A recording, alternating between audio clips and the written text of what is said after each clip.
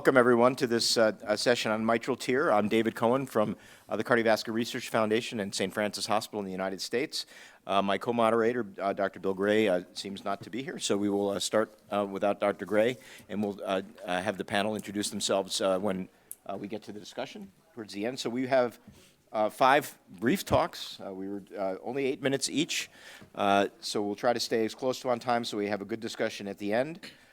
And the first presentation is by Dr. Luca Testa, who's going to be speaking on TEER versus TMVR for severe MR, the state of the art in 2024, and I'm sure we will be discussing this more after his presentation. Yeah, good morning, and first of all, thank you very much for this kind invitation. The challenge today is to stay into these 8 minutes because, of course, well, at least I will try to touch base of some concept. And okay, these are my disclosures.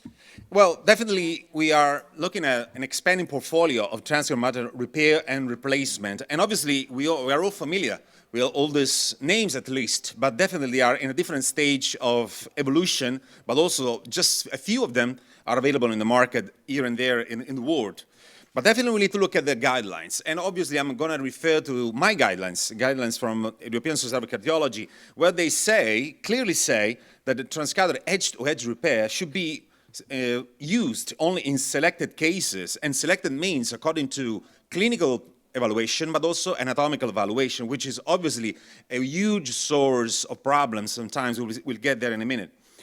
Or other transcatheter valve therapy, including transcatheter mitral valve replacement, which is even a larger problem if you look at the very high rate of dropouts and kidney failure. But also, of course, we need to expect a clinical benefit. This is a kind of a history of transcatheter edge-to-edge and has been dominated by mitral clip history, of course. I'm not going to go through all these trials, otherwise it will take 1 hour. However, just to let you know that all the efforts that we have done so far, and we have proven that we got significant MR reduction with this edge-to-edge repair transcatheter. We also have demonstrated this reduction is durable. And we also demonstrated that the rate of complications has decreased over time according to an increased experience of the operators, including myself, by the way, because nowadays we can do a procedure, normal procedure, in 50 minutes, 1 hour. But I do remember that the very first cases were 2 hours, 3 hours long lasting. So this is something that has been seen by all of us. What about the core lab? Even when you look at the core lab evaluation, well, it confirmed exactly what I just said. And this is also true for the Pascal, which is the last kid on the block. It's basically just another way to do the edge-to-edge repair, and apparently providing and delivering exactly the same performance as the Abbott devices. But if you look at this history, you also know that we understood that different patients led to different results. And if you look at these 2 major trials, the Mitral FR and the COAPT, they were very different, especially in the selection of the patients. And then they basically delivered different results especially because they considered patients at a different stage of the disease. And I'm talking about functional MR. Obviously, I put in this slide also the Italian registry, but also the Mitral Expand, 1,000 patients. We have learned that the post-procedure MR is an independent predictor of mortality. And this is all actually obvious, very logical, because we have seen that the higher the degree of residual MR, the lower will be the life expectancy and expectancy of quality of life, of course. And then if you look at the registry, the TVT registry, the largest available so far, you see this in a big picture.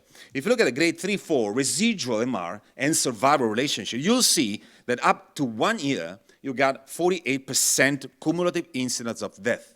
So we are forced, this is a call for action, because we need to deliver the highest quality possible in terms of acute results.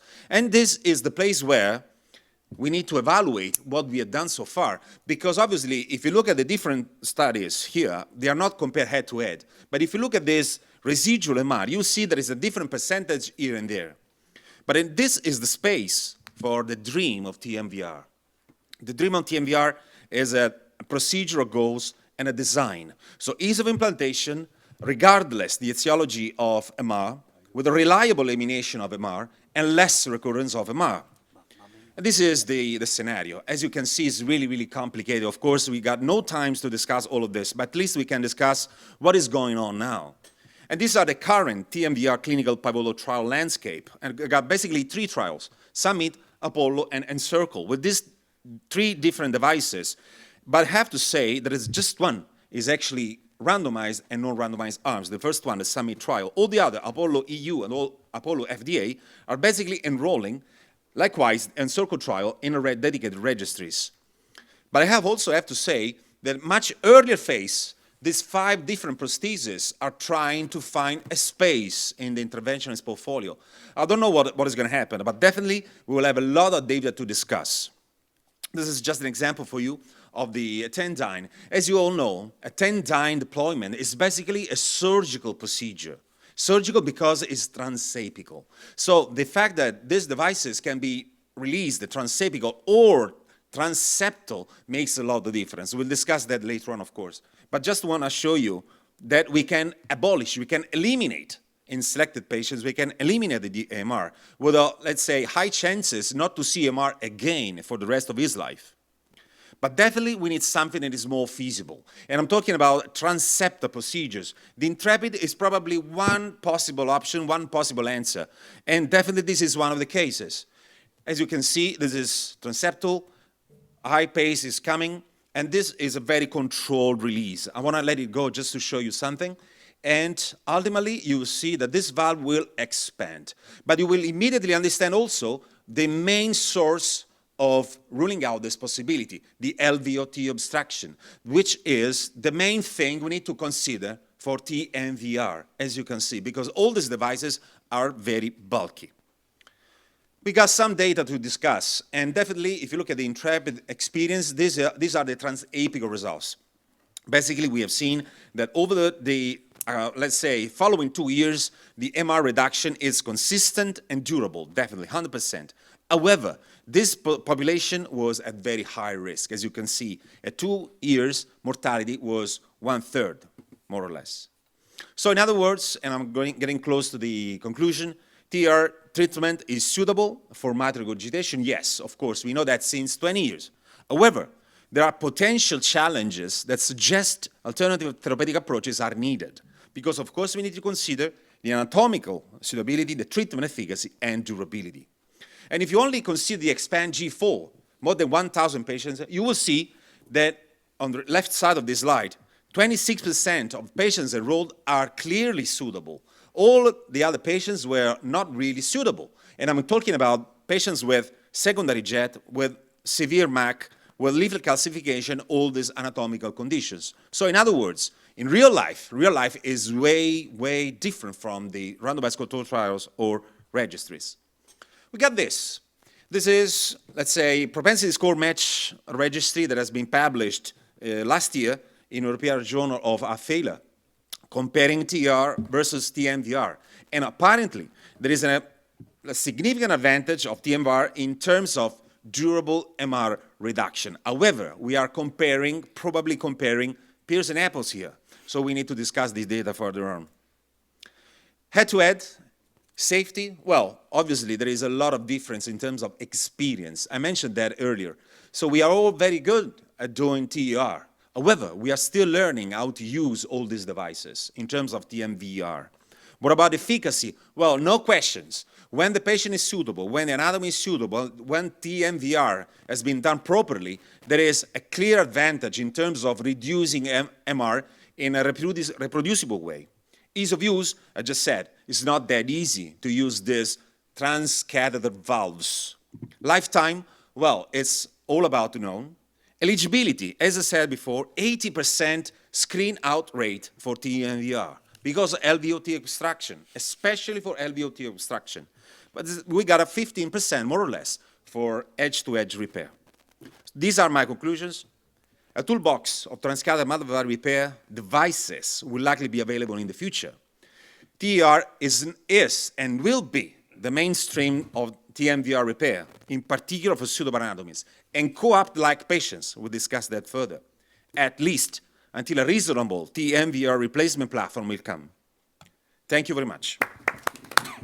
Thank you so much. That was fast, and you covered a lot, but I think many things to discuss. So our next speaker is our panelist, is Dr. Takashi Matsumoto from Japan, who will speak to us on TEER for atrial functional MR. Thank you very much. I'm Takashi Matsumoto from Shonan Kamakura General Hospital. I'm very honored to be here and present at TCTAP 2024. Here is our disclosure slide. So atrial functional MR is common and popular disease. Its significant atrial functional MR was present in 67% of patients with AFib. And also when we look at patients with heart failure with preserved EF patient, its prevalence was up to 53%. But when we look at guideline, this is ACCHA guideline 2020. It recommends mitral valve surgery as a treatment option, but it's class 2B, so it doesn't have enough evidence. And unfortunately, mitral clip is not mentioned in this guideline, but in real world, we use it. And previous paper reported that reduction of MR is similar between atrial functional MR and the ventricular functional MR. Here is a paper from Jack 2022.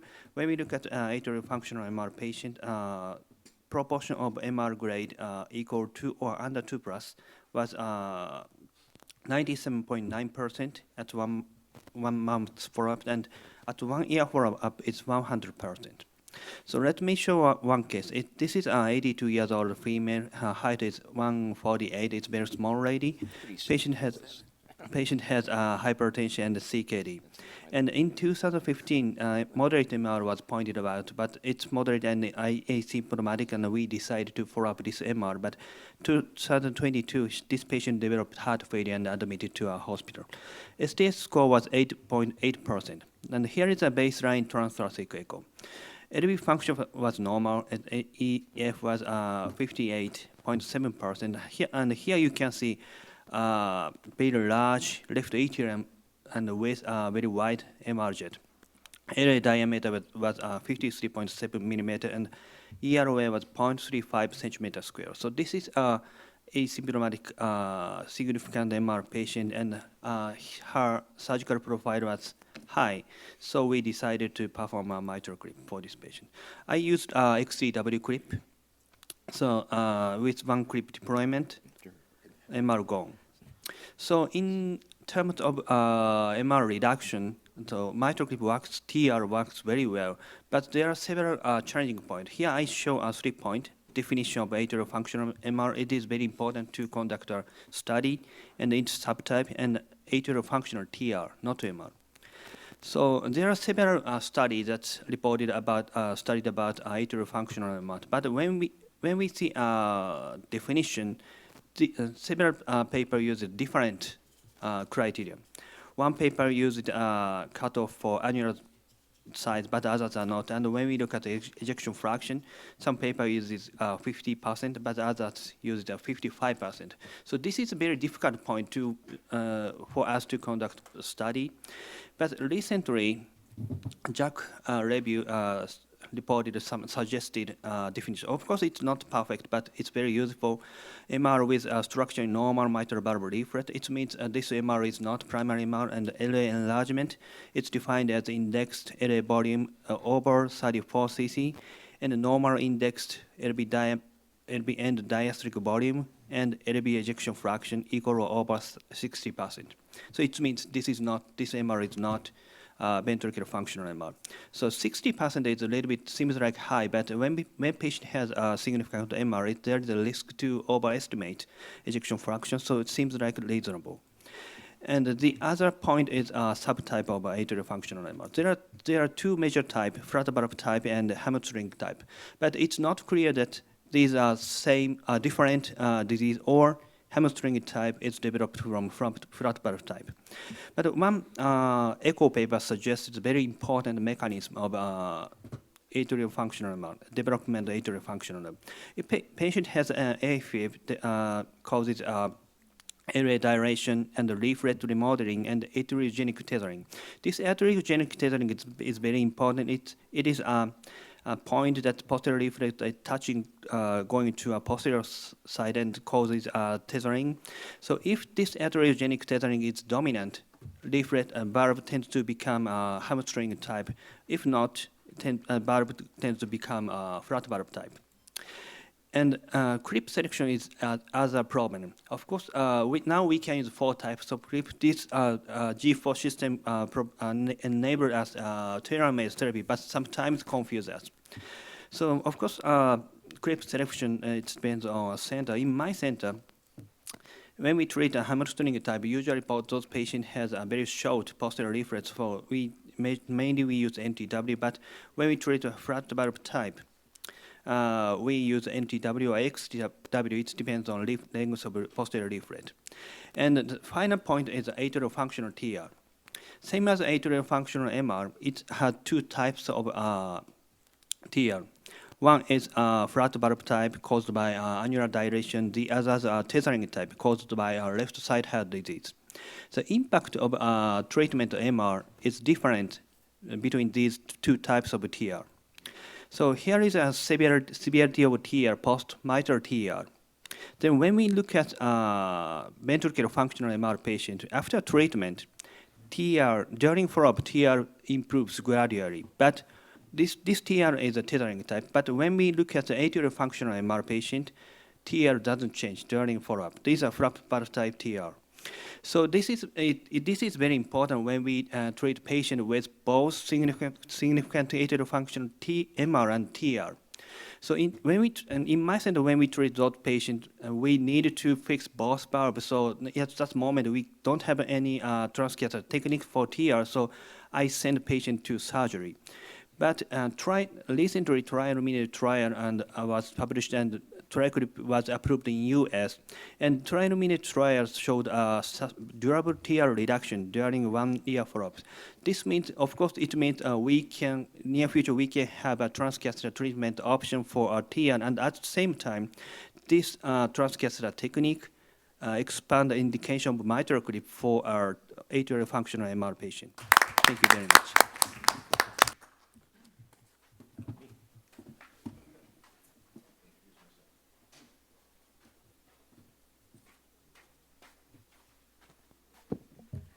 Thank you.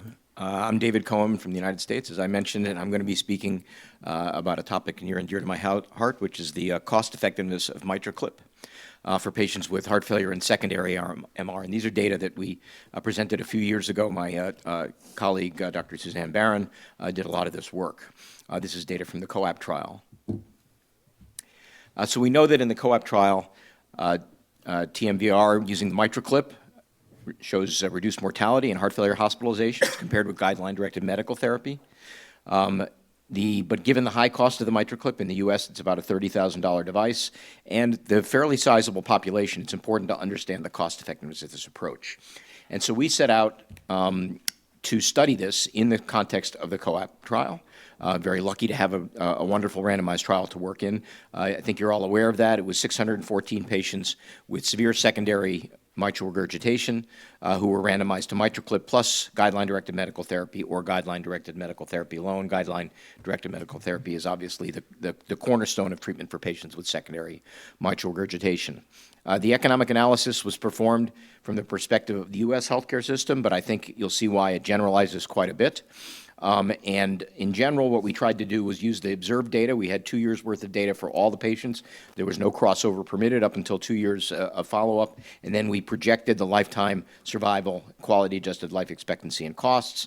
And everything, to the greatest extent possible, was based on the observed resource utilization during the in-trial period. The mitral clip cost in the United States is currently right around $25,000. How do we go from a 2-year trial to a lifetime? The most important thing is that we are trying to project the survival of these patients. And so for the patients with guideline-directed medical therapy, we calibrated U.S. life tables to the trial data and then extended them over a lifetime, and you'll see what that looks like graphically in just another slide or two. For the mitral clip, we used the hazard ratio that was observed in the trial for mortality and then applied that to the guideline-directed medical therapy extrapolated curve. We had utilities, which is quality of life, which we measured periodically through the 2-year follow-up in all of these patients, and then we used regression models to extend those. And then again, the costs over the long term were based on what we observed in the trial for the last 18 months, and then again, those results being extended. Very importantly, when you only have 2 years' worth of data, you have to figure out how you're going to get to a lifetime. And there are different assumptions that one can take, and we simply didn't know at the time, and frankly, I don't think we know still which one is the best assumption. Our best case scenario, that's the one that's going to look best for MitraClip. We said, let's assume that the benefit that we observe continues to accrue. The curves continue to spread apart over the patient's lifetime. The worst case scenario is the opposite of that. We said, what if there's no more benefit? At 2 years, that's all the benefit you're going to get, and then everything just stays parallel, equal. And then in our base case, we blended those two, and we said we assumed that the benefit we observed over the first 2 years starts to go away gradually over the next 3 years of follow-up, and from 5 years on, there would be no further benefit. And you'll see how much of a difference that makes. Just in terms of understanding cost effectiveness, we interpret these in terms of a cost effectiveness ratio, which is the difference in cost divided by the difference in effectiveness. We measure this in cost per quality adjusted life year. And you can see here in the United States, these are kind of the ranges. So values that are less than about $50,000 we consider high value, and between $50,000 and $150,000 per quality adjusted year of life gained, we consider those intermediate value, and everything above that is low value. These numbers are different in different countries because of the budgets that affect healthcare spending in the different countries, so they may be a little bit lower in many other Western countries and Asian countries, for example. What were the costs we observed? So the cost of the initial hospitalization was mostly the procedure, which again is mostly the device. The length of stays, as you know, for patients undergoing MitraClip are relatively short, and so you can see the non-procedural costs were fairly small, about $8,000, and the total cost for the initial hospitalization in the United States was about $48,000 at the time of the study. In follow-up, we saw dramatic reductions in resource utilization. So on the left here is the TMVR group, on the right is the GDMT group, and you can see significant reductions in the number of hospitalizations, and in particular heart failure hospitalizations. There were marked reductions in hospital days, the number of days in nursing facilities and rehabilitation, and then no significant difference in heart failure-related office visits. But most of the difference was driven by heart failure hospitalizations as expected. When we looked at the follow-up costs, then you can see there was this difference of about $9,000 per patient lower with MitraClip over those 2 years of follow-up. The other costs were relatively similar, although physician costs were also lower. And so the follow-up cost was actually about $11,000 less with MitraClip compared to medical therapy. And when you added that together with the initial cost of the MitraClip, you can see here the difference in total 2-year costs was about $35,000 that we have to see whether the benefit balances out that cost. So here's the benefit part, and again, I think this is fairly interesting. So this small part here on the left is what we observed. That's the trial data. And in the trial data, we can see a difference in life expectancy of about 0.14 years and about 0.13 quality-adjusted life years. And then when we extend those curves, again, in the base case where we assume that that benefit gradually decreases over the next 3 years, and then that there's no further benefit after that. What we see here is a very large gain in life expectancy for these patients, a gain of about 1.1 years and about 0.82 quality-adjusted life years. And now we can put this into the cost-effectiveness framework, and what we're looking at here then is the distribution of the gain in quality-adjusted life years with MitraClip, and then the net cost over the patient's lifetime. You can see all these points are in the upper right-hand quadrant, indicating we are paying more money, but we are also getting substantially more quality-adjusted life years. The point in red is the central estimate, our best projection, where the net cost is about $45,000 higher. The gain in quality-adjusted life years is about 0.82 years. And if you take the ratio of those two, it's about $50,000 per quality-adjusted year of life gained. So here is a $50,000 per quality-adjusted year of life gained threshold. It almost bisects that curve. Here is $150,000. And so what you can see is we are very confident, based on this sort of our base case analysis, that we are at least intermediate cost effectiveness in the United States, and it's about a 50-50 proposition whether it is high-value care under this base case analysis. This is another way of looking at the exact same data. We call this an acceptability curve, and it just shows the probability that we're cost effective as a function of the threshold. So if we say we're only willing to spend up to $50,000 per quality-adjusted year of life gained, the chance that we are cost-effective at that threshold is about 27%. But if we're willing to spend up to $150,000 per quality-adjusted year of life gained, like we are in the United States, it's almost 100% certain. What about the other scenarios? So this is the worst-case scenario, where we said all the benefit stops at the end of a year, and we get no further accrual of benefit. And you can see what's happened here is the points have shifted a little bit to the upward and to the left. That cost-effectiveness ratio is now about $70,000 per quality-adjusted year of life gain, but still very reasonable within the framework of the U.S. healthcare system. Most of the points are under that $150,000 threshold. Here is the best-case scenario, on the other hand. What if we assume that benefit continues to accrue over the patient's lifetime? Now we are gaining about 1.5 quality-adjusted life years, and the incremental cost-effectiveness ratio is very clearly in the high-value range. So somewhere between intermediate and very high value is where the mitral clip fits in for these patients. So in conclusion, based on the data from the COAPT trial, which I suspect will not be repeated, for symptomatic heart failure patients with 3 to 4 plus secondary mitral regurgitation, TMVR increases quality-adjusted life expectancy compared with medical therapy at an incremental cost per quality-adjusted year of life gain consistent with intermediate to high value based on the United States thresholds. Future studies are really needed to understand the durability of TMVR benefit in this population, and very importantly, in light of some of the things we've already been speaking about, to evaluate the cost-effectiveness of TEER therapies compared with other available and emerging mitral valve therapies like transcatheter mitral valve replacement. Thank you very much. Okay, and while I'm up here, our next speaker is Dr. Kubo from Karachi Central Hospital in Japan, speaking about the OCEAN-Mitral Registry. I didn't even know there was one. Thank you, David, for the kind introduction. I'm Kubo from the Karachi Center of Japan. So I'd like to introduce the data from the Japanese data after the TEER from the OCEAN-Mitral Registry. So this is the TEER history in Japan. So we conducted the pre-market approval study using the mitral clip device in 2015. And the mitral clip program has started since 2018. So the mitral clip G4 device was approved in the 2020. And finally, last year, the Pascal precision system also approved in Japan, and we can use both devices now. So the OCEAN-Mitral data is gathering from the 2018 and the 2020, and we published the data in the last year. So this is the indication of the TEER in Japan. This is the little bit different in the, I think, Korean and Western countries. The TEER was approved for the high surgical risk patients with a symptomatic severe or moderate to severe MR, but the grade was assessed both at rest and or under the exercise. With the LV ejection rate more than 20, but we have to exclude the functional MR patient with suboptimal DVMT, acute worsening MR, category-dependent patient, and patients under the mechanical support device such as the ECMO and the impeller device. Actually, the case was gradually increased in the time by time, and I think this year the total of the 10,000 patients were completed in Japan undergoing the TEER. So the OCEAN-Mitral Registry is conducted from the OCEAN SHC family. A total of 21 centers from all of the Japan was participated. And a total of 250 patients were analyzed in the initial stage. As you can see, the median age was 80, and more than 60% of patients had atrial fibrillation.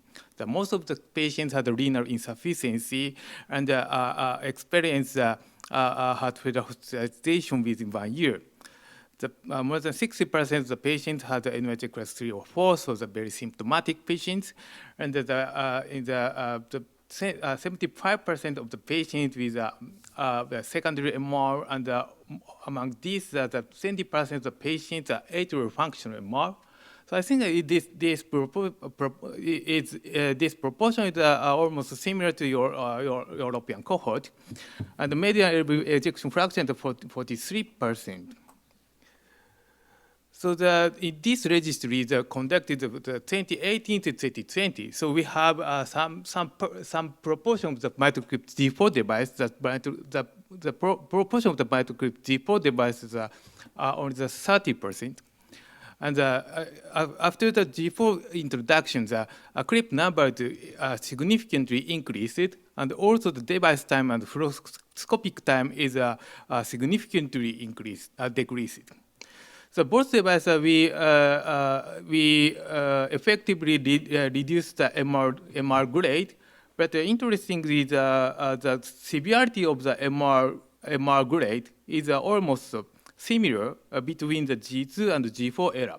I think that this is because of this initial stage of G4, and it's a very strange limitation in the Japan. So the initial 10 cases we have to use the NT device. So I think that this is because the initial the limitation. So due to the initial stage of micro G4 device, actually, as you can see, the XC series were rarely used. But the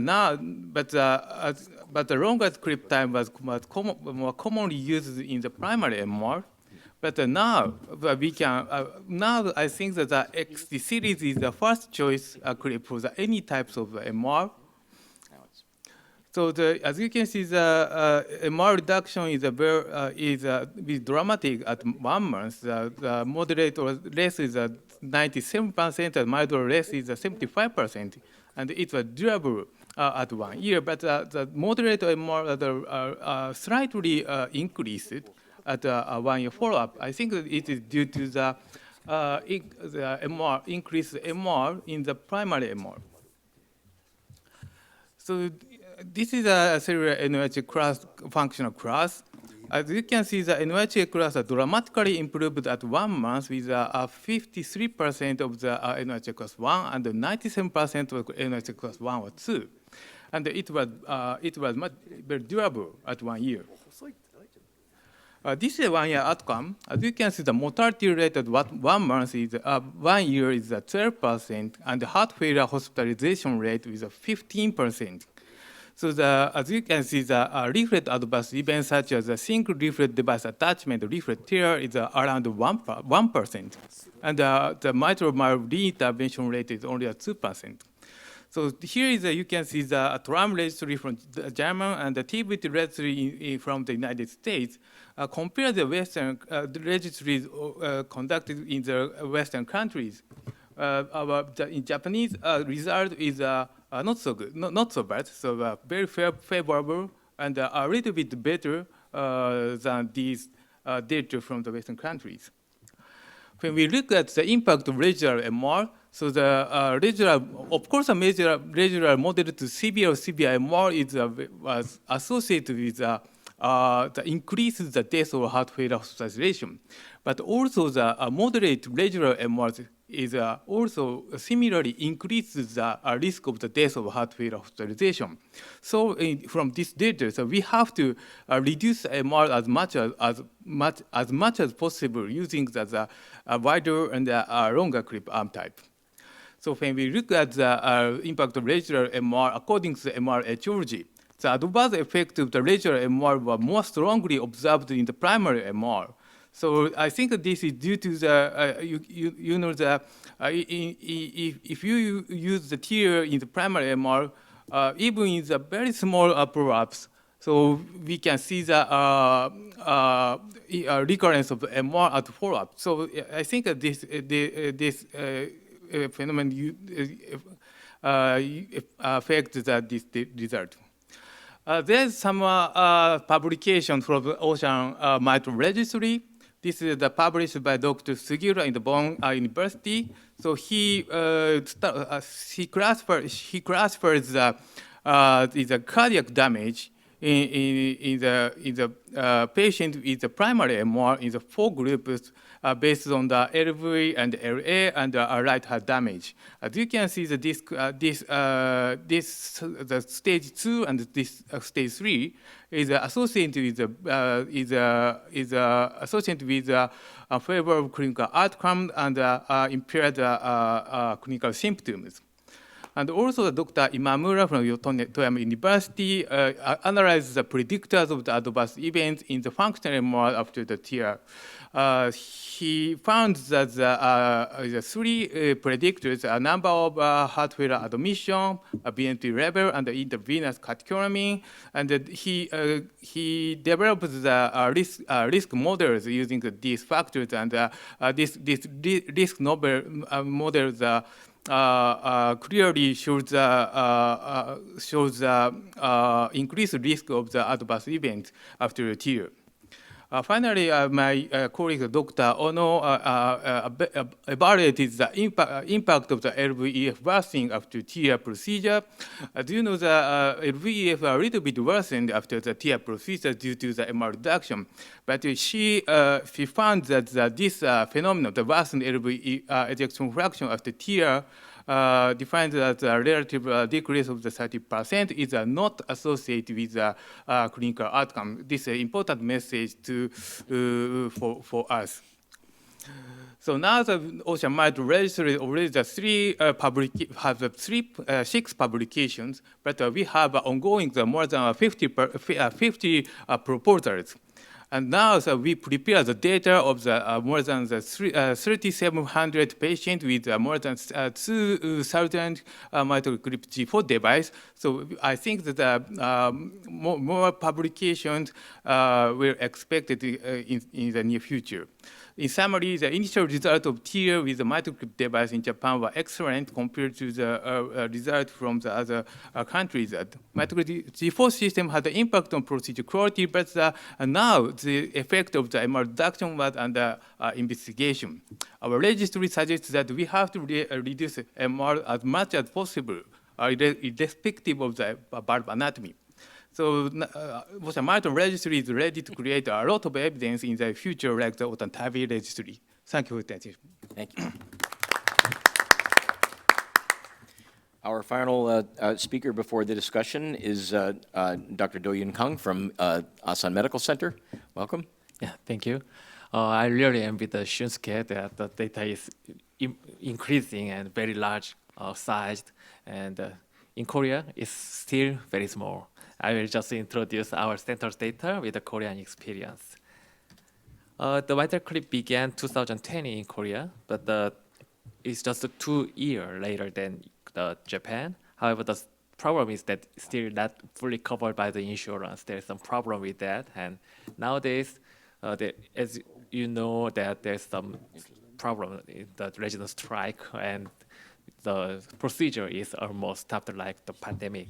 And the current situation, the 11 centers now performing the TEER procedure, and only ABOT is one is available. And next year, the Pascal will be launched, and still not covered by the insurance. So some very severe patient or some rich patient undergo the procedure.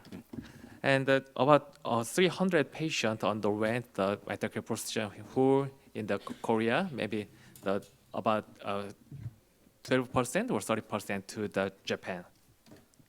And in Asan Medical Center data, we have the 108 case, and more 60% is a degenerative, and about 30% is a ventricular functional, and 15 patient has the atrial functional mitral regurgitation etiology. And I gathered the data with the more than 6 months follow-up patient and 94 patients. The mean age was 77, and the ventricular functional MR patient has a younger age with 74. And the 60% of the patient were the women, and the atrial fibrillation was very common in ventricular functional MR and atrial functional MR.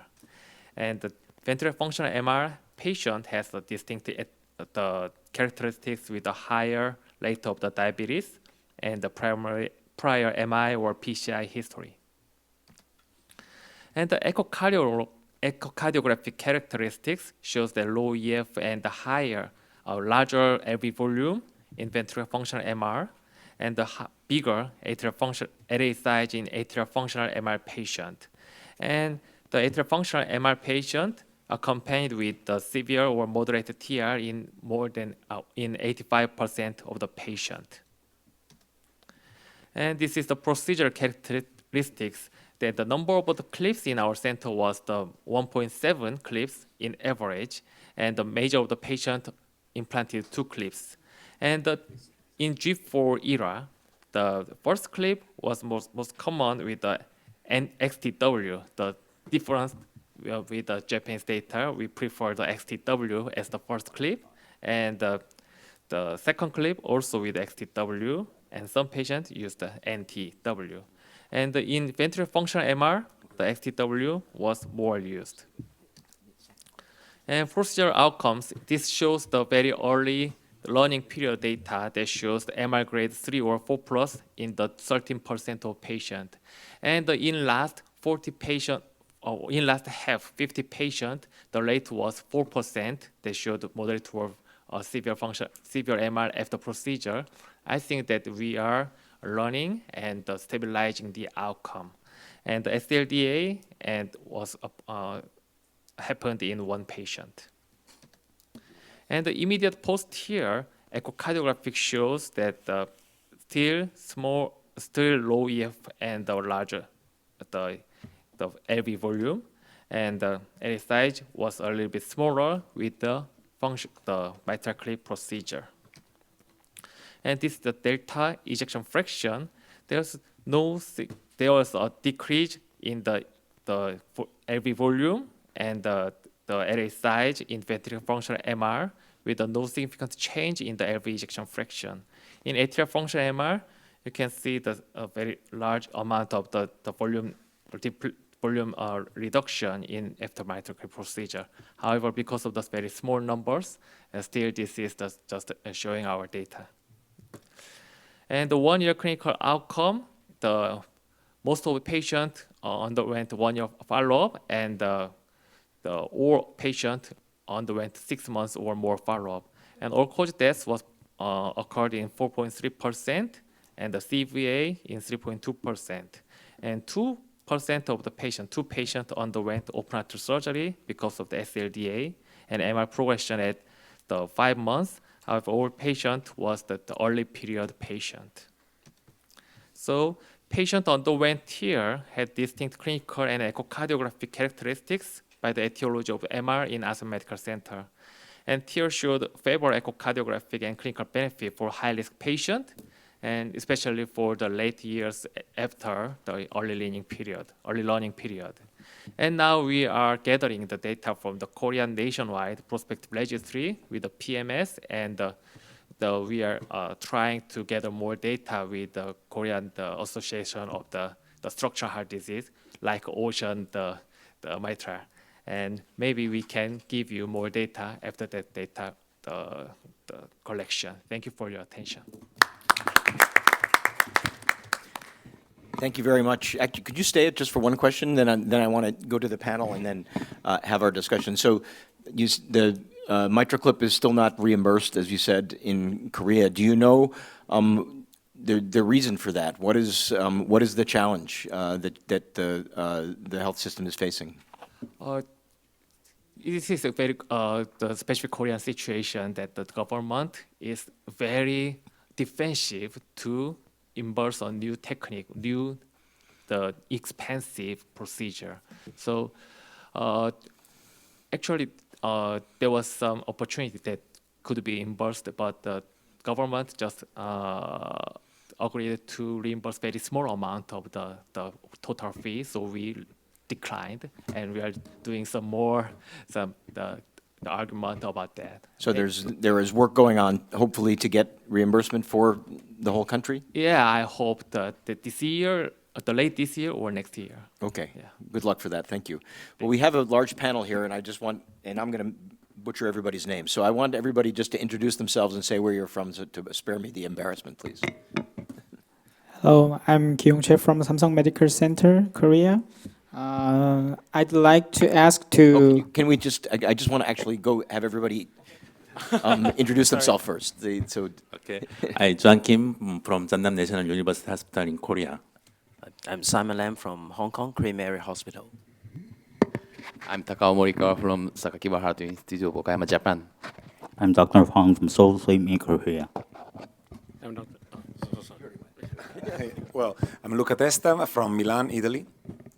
I'm Dr. Meemook from Bangkok, Thailand, Ramanthibodi Hospital.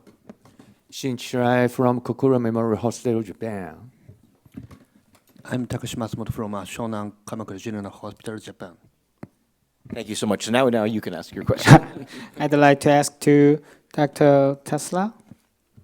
In terms of the ML reduction, TMVR clearly shows the superiority compared to mitral TEER. However, as you have shown the data, the clinical outcomes is numerically better in M-TEER than TMVR. What makes the difference of MR reduction and clinical outcomes? Is it related to higher rate of periprocedural complication in TMVR? Well, that's really a good question. And honestly, the reason why we see this difference is mainly related to the patient selection. So in other words, at the moment, we are basically evaluating patients for TMVR when they are desperate for TER or even unsuitable, which means that they are anatomically very complex, a lot of calcium, poor LV, and sometimes these cases are really compassionate. So in other words, what makes the real difference is the basic, let's say, risk or the, let's say, the clinical scenario. So before we compare TER and TMVR, we need to find the sweet spot where patients are suitable for both. And that's the real challenge, because at least in my practice, those who are suitable for TER, they go for TER. In some cases where TER is not suitable, we got 80% screen out. So some of these patients, we need to remember, are really cherry picking. The data that we've seen are cherry picking because the majority of those patients who are not suitable for TER are not suitable for TMVR either. So that's the real challenge nowadays. How about the baseline difference of baseline clinical characteristics for difference? In TMVR, general anesthesia is needed. So I think baseline characteristic is good, is better in TMVR than M-TEER. Well, one of the main problems still there is the fact that the majority of the devices are still transapical. So in other words, obviously, it's just like a surgical procedure. So the future that I see and I really hope is to have dedicated devices that can be used like Intrepid, Medtronic, names and surnames, by transeptal procedure. In that case, it would be similar to TER. However, we are not there yet. We are not there yet. I mean, I think that's a very important and relevant discussion. You clearly, I mean, does anybody here have, other than Luca, have experience with commercial transcatheter mitral valve replacement? I mean, just in Korea, off-label. we are not available transmitral replacement. Yeah, so you're the only one who has the experience. So the question is, can you imagine a day when you will have a patient who is, again, we have new transcatheter mitral valves. We can do them in more patients, and we have a patient who's suitable for a MitraClip or for a Pascal, the TEER, but we would choose a mitral valve replacement in those patients, or will, is your suspicion that that TEER will be the first choice and only for the patients who are not good candidates for TEER? Well, according to what I see, I mean, honestly, TER will still be, well, I will not say gold standard, but definitely first choice. And the problem is still the fact that with all the technologies available in different phases of development, still the dropout rate is very high. So in other words, I mean, it's the chances to have a patient that is suitable for TMVR are honestly very low. But the chances to have a patient who is unsuitable for TER are very low as well, because nowadays in expert hands, 85% of the cases you can do TER. Problem is that there are still 10, 12% of the cases where you don't have a good result. That's the problem. However, we need to consider also the fact that nowadays we have a very, very good medical therapy. And this is part of the scenario. And all the results that we see has to be weighted against the fact that guidelines-directed medical therapy, were available, by the way, are very good. We are having very good results, combining a good result from TER plus medical therapy.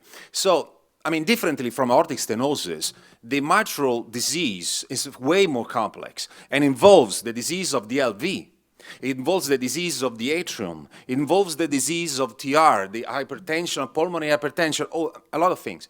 However, at the moment, we got TR, which is really effective, not very durable, I have to say, especially for secondary MR. However, before advocating on a large scale the use of TMVR, we need a lot of more data, and we're still in the early phase, although it's almost 20 years. David, 20 years we talk about it? Easy, yeah. I mean, it's. I mean, it is very, very interesting to think about that. Let me. You have a question? Oh, or somebody has a question? Go ahead. Okay. So I also wanted to know about the TMVR because our institution also participating in the Apollo trial, but only 1 out of 10 could pass because of most of the reason is most of the rejection reason is alveolar obstruction. So how many patients could be passed in a large Western countries' prisons? Yeah. Well, I mean, honestly, the same. I mean, 90% drop out. That's our rate as well.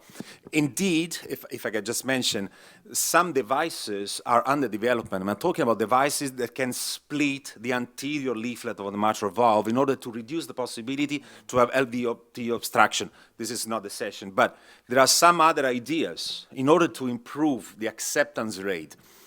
They are far away, still far away. But that's the way to go, because we know that at some point we need to deliver to these patients, let's say, a more reliable therapy, and that's the point. Because after 15 years, even almost 20, of TER, we are good at. We are good at that. But still, there are a few patients where our results are not good. And I'm talking about those with calcified leaflets, those with progressive LV dysfunction, those with large LV and large atrium, those with multiple jets, those with clefts. I mean, I can keep going, but just stop. No, I think it's, I mean, it is, for sure there are, many patients who are not optimal for TEER. I mean, there are, when we have a, perfect, P2 prolapse and we're like, oh, easy, A2, P2, 1 clip, we're done, go home in half an hour. Everybody is happy for that, but that's not the normal case. It's not that often. That's a very special day. That's the day you go out and buy a lottery ticket or go, something else because it's your best day for it. But I think it is really interesting to, understand how in Europe, where there are more technologies available, how you were trying to integrate them into the, the entire practice. I want to go a little bit deeper on a couple of questions regarding in the different countries, in particular in Japan. I think we have some people from Japan here on the panel, right? We have one. Just one, only in the audience. So that, I mean, and you, Luca, would also be able to comment on this. We now in the United States for the last year and a half or so have had 2-tier technologies. We have Pascal, we have the MitraClip. Pascal has 2 sizes, MitraClip has the 4. Are there, and I think most of us believe there are many cases that could be suitable for both. We see in patients who were suitable for both in the randomized trial, very comparable results. Are there cases where you feel that one or the other technology is preferred? And what are those cases? So let's hear from our Japanese colleague. Are there cases, do you have access to both at your center? Yes, so but of course, but we can use both MitraClip and Pascal. But Pascal is also, it's only approved for DMR, and it just started. So I treated five patients, and of course, body size of Japanese patient is a little bit small. So I faced some difficulty that there's no space to deploy 2 clips. So in that case, I left billowing, just mid-lateral side of clip. So I feel I needed to change some strategies. So I use the Pascal Ace, but now I think we should have used P10. P10. I'll Dr. Testa, what he thinks. Well, sometimes the anatomical evaluation can be cumbersome, and also the interaction with the imaging guys is truly important. And we all need to have a good training in echo.